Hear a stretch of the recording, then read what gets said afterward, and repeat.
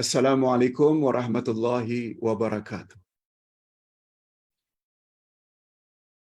Topik yang kedua untuk pagi ini, bagaimana cara mengenal Allah menurut pandangan Ahlus Sunnah wal Jamaah.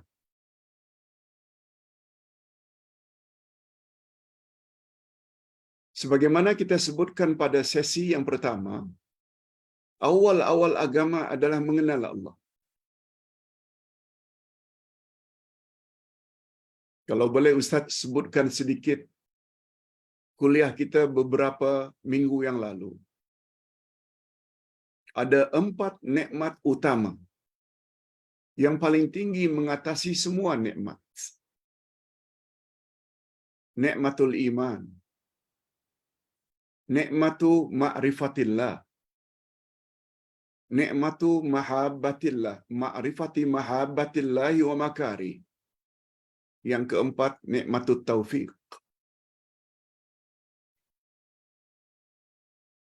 Maknanya, ada 4 nikmat yang paling tinggi mengatasi semua nikmat. Pertama, nikmat iman. Yang kedua, nikmat mengenal Allah. Yang ketiga, nikmat mengetahui apa yang Allah suka dan apa yang Allah benci, iaitu nikmat majlis ilmu. Dan yang keempat, nikmat taufik. Nikmat restu Allah, nikmat izin Allah. Bila ditanya, mengapa Pak Ustaz? Nikmat ma'rifatillah, nikmat mengenal Allah itu jatuh nomor 2. Yang pertama, nikmatul iman. Ia memberi isyarat. Keimanan, semua kita tahu, itu adalah nikmat nomor 1. Manusia, bila tidak ada iman, dia kufur. Syarat utama untuk masuk syurga adalah iman.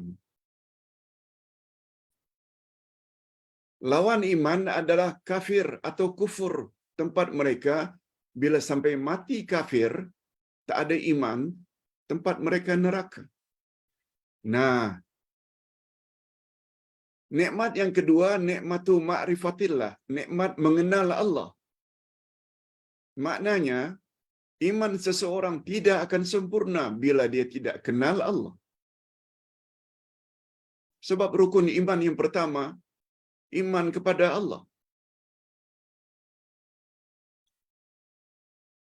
Hadirin dan hadirat rahimakumullah.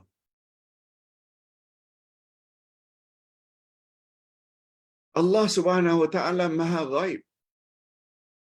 Tapi dia wujud.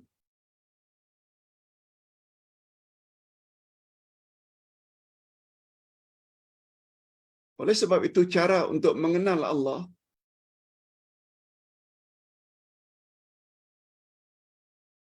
tidak boleh direka sesuka hati.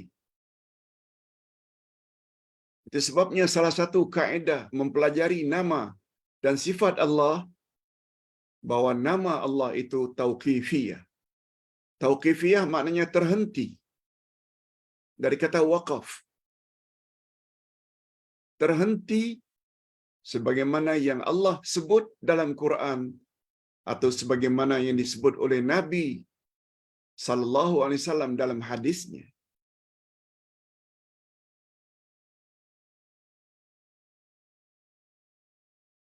Itu sebabnya beberapa hari yang lalu kita ada sebut 5 sifat utama orang-orang yang bertakwa berdasarkan 5 ayat pertama surat Al-Baqarah. A'udzubillahi minasyaitonir rajim. Zalikal kitabu la raiba fihi hudal lil muttaqin. Inilah kitab Al-Quran, tiada keraguan sedikit pun di dalamnya. Petunjuk bagi orang-orang yang bertakwa.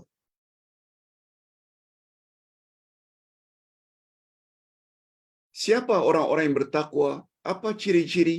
Apa syarat-syarat utama? Baru dikatakan muttaqin, orang-orang yang bertakwa. Allah sendiri yang sebut.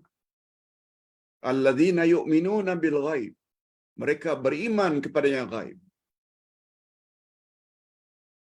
Beriman adanya malaikat. Malaikat makhluk gaib. Beriman kepada jin. Jin makhluk gaib. Beriman adanya roh. Roh perkara gaib.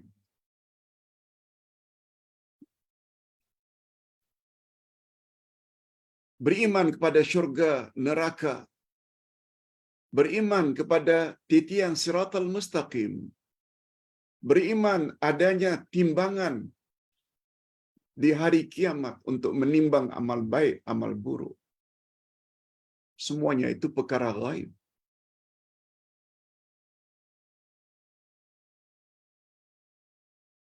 Ayat ini menguatkan lagi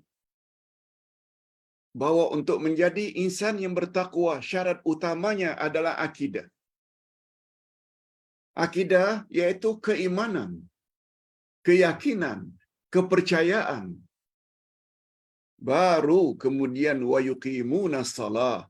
Mereka mendirikan salat. Itu ibadat.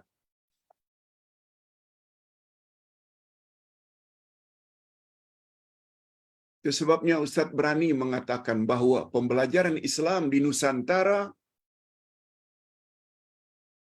tidak ikut sebagaimana urutan atau prioriti keutamaan yang ditekankan oleh Nabi ketika membimbing para sahabat. Ibadah salat mula diwajibkan setelah 12 tahun Nabi jadi Rasul, iaitu setahun menjelang hijrah ke Madinah. Baru ada salat setelah 12 tahun jadi Rasul. Puasa, zakat, haji itu semuanya diwajibkan ketika baginda berada di Madinah. Pertanyaan, apa yang Nabi bimbing para sahabat 12 tahun pertama? Belum ada salat, belum ada puasa, zakat, haji, umrah. Tanamkan 2 kalimah syahadat. Iman pada Allah, iman pada Rasul. Itu sebabnya urutan rukun Islam yang 5, 2 kalimah syahadat dulu, baru salat. Bukan salat dulu. Itu sebabnya umat Islam yang tidak diajar agama Islam dengan akidah dulu, langsung ibadat, kita dapati hari ini sungguh banyak umat Islam yang tidak tinggal salat, puasa, zakat, haji, umrah berkali-kali. Tapi syirik masih buat juga. Percaya ramalan bomo, syirik.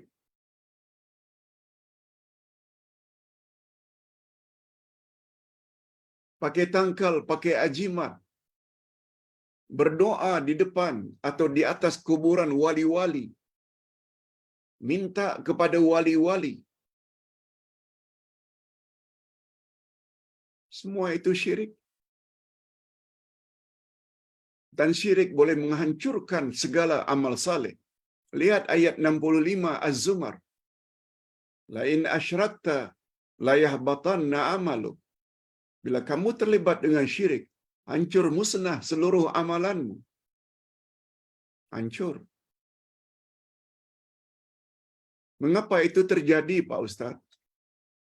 Karena pembelajaran Islam di Nusantara sejak dahulu bermula dari ibadat, bukan bermula daripada akidah.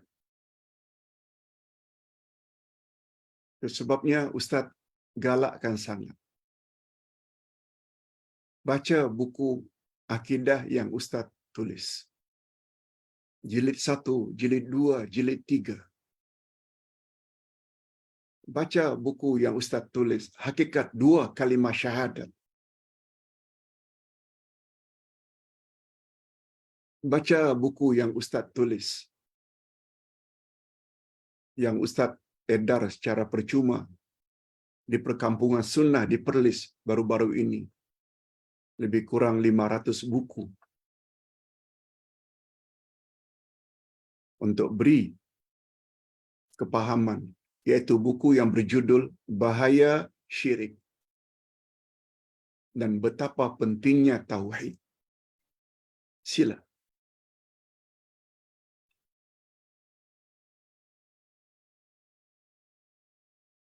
Cuma yang sangat menyedihkan, ada komen daripada ustaz-ustaz tertentu, perkampungan sunnah yang menanamkan akidah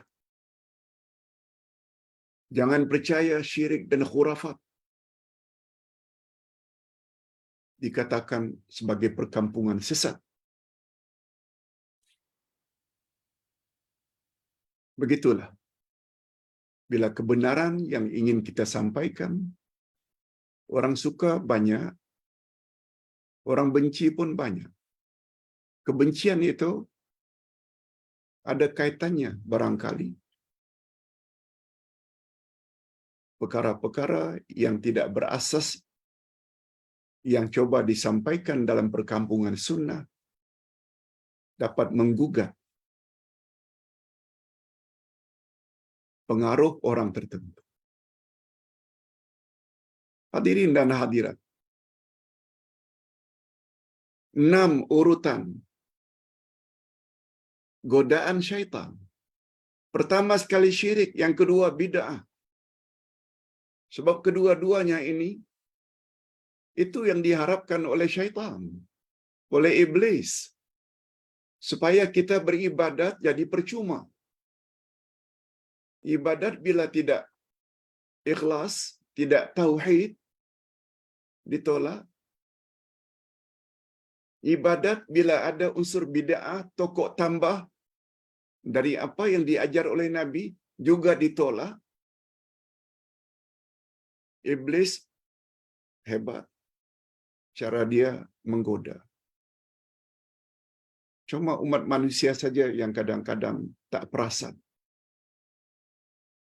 Akhirnya mereka penat percuma dalam beribadat. Bila dalam ibadat itu ada unsur syirik dan ada unsur bid'ah. Ini yang kita coba ingin beri kepahaman kepada masyarakat. Hadirin dan hadirat serta para pemirsa yang saya hormati. Kembali kepada syarat pertama untuk jadi insan yang bertakwa, alladzina yu'minuna bil ghaib. Mereka mesti beriman kepada yang gaib.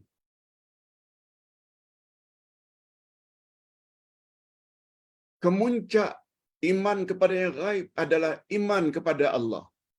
Sebab Allah tak nampak. Gaib maknanya sesuatu yang wujud tapi kita tak nampak.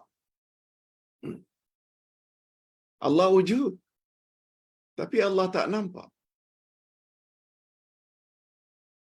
Mengenal Allah pula hendaklah melalui nama-nama dan sifat-sifatnya. Kalau Allah tak nampak, macam mana kita nak menamakan dan mensifati Allah? Lain halnya, bila kita nampak manusia lain. Cara berjalan laki-laki begini. Cara berjalan wanita begini. Lenggak-lenggoknya berbeza dengan lelaki. Walaupun kita tak kenal dari jauh, ada orang yang datang, tak kenal siapa dia. Tapi biasanya kita dapat tahu, oh yang datang itu lelaki. Oh yang datang itu perempuan. Dari mana kita tahu? Dari cara dia berjalan. Mengapa kita boleh tahu? Karena kita dapat lihat manusia. Tapi Allah kita tak dapat lihat. Macam mana kita hendak memberi Allah nama? Macam mana kita hendak mensifati Allah? Nah, kalaulah mengenal Allah itu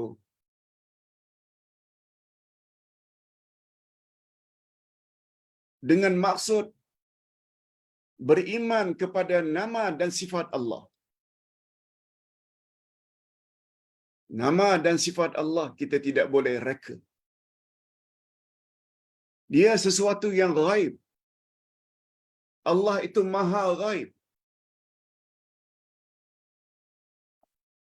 Oleh sebab itu namanya dan sifatnya juga ghaib. Kita tak tahu kalau tidak diberitahu. Ustaz buat contoh. Orang Asia Tenggara cukup terkenal dengan Presiden Soekarno.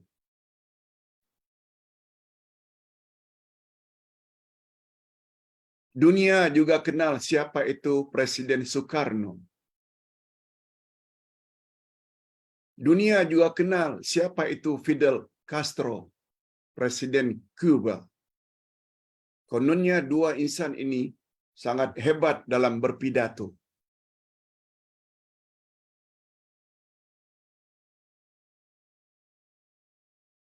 Kita akhirnya kagum.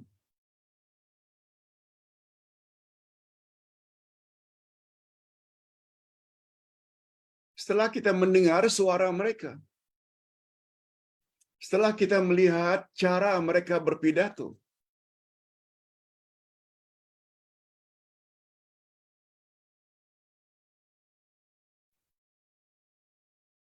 setelah kita melihat, kita semakin mengkaguminya. Nah sekarang Allah Subhanahu Wa Taala tidak boleh dilihat. Dia maha ghaib. Tetapi Allah Subhanahu Wa Taala ada nama dan ada sifat. Nama dan sifat Allah perkara ghaib. Dan ghaib itu tidak ada yang tahu kecuali Allah. Kalaupun ada insan yang tahu perkara ghaib, ana para rasul. Termasuklah Rasulullah sallallahu alaihi wasallam.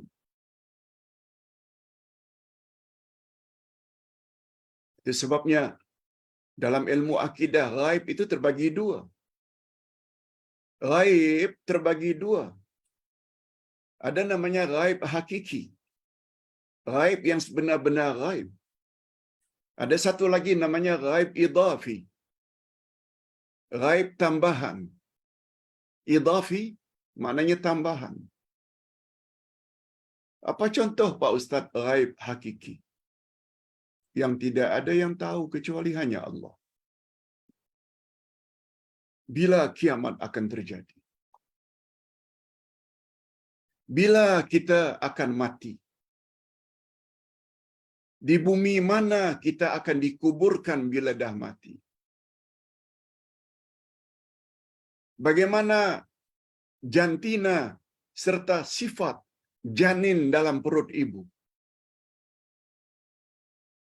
Bukan sekedar laki-laki wanita, baby boy, baby girl. Kelak baby itu bila lahir, berapa umurnya? Dia akan jadi anak yang rendah ke atau tinggi? Dia akan jadi anak yang berakhlak mulia atau berakhlak buruk? Dia akan jadi insan yang taat atau durhaka?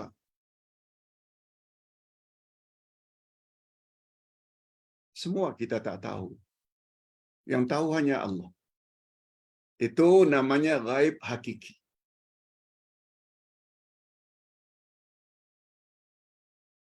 Tetapi ada juga sebahagian perkara ghaib diberi oleh Allah kepada insan-insan tertentu yang Allah redai.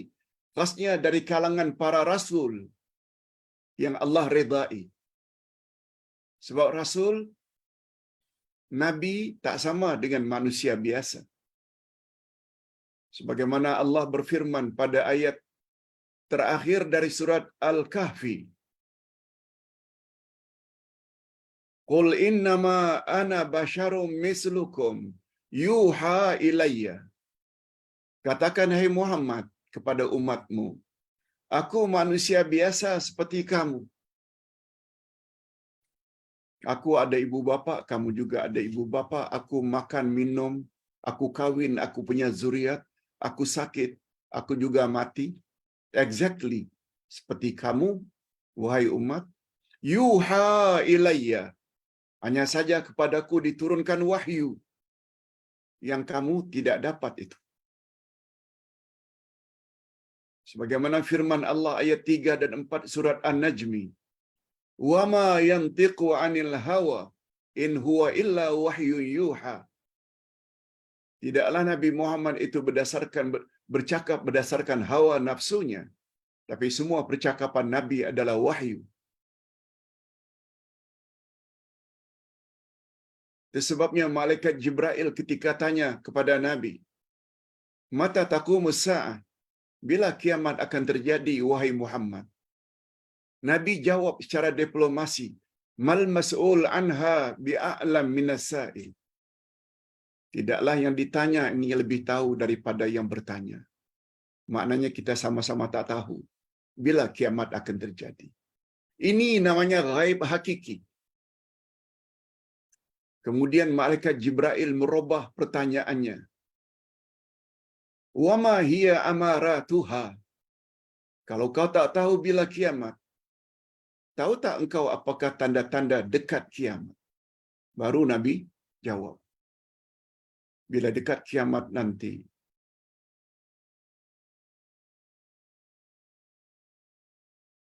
amah akan melahirkan tuannya. Amah maknanya pembantu. Akan melahirkan tuannya sendiri. Maksudnya, pada akhir zaman dekat kiamat, si anak selalu menjadikan ibunya sebagai babu, mat. Suruh ini, suruh itu, suruh ini, suruh itu. Walaupun orang atau ibunya sudah tua. Kan maknanya si anak itu sudah berlagak sebagai tuan. Ibunya pula jadi hamba. Oh, tanda-tanda dekat kiamat. Jumlah wanita lebih ramai daripada laki-laki. Di negara yang dulunya miskin, penggembala, jalan saja tanpa slipper. Di negeri tersebut akan muncul pada akhir zaman menara tower yang tinggi-tinggi. Abdullah ibnu Abbas pernah tanya kepada Nabi, "Siapa mereka itu ya Rasulullah? Di negeri mereka itu akan muncul menara-menara tinggi." Nabi jawab, "Arab." Memang negara Arab kan dulu adalah penghasilan utama mereka mengembala.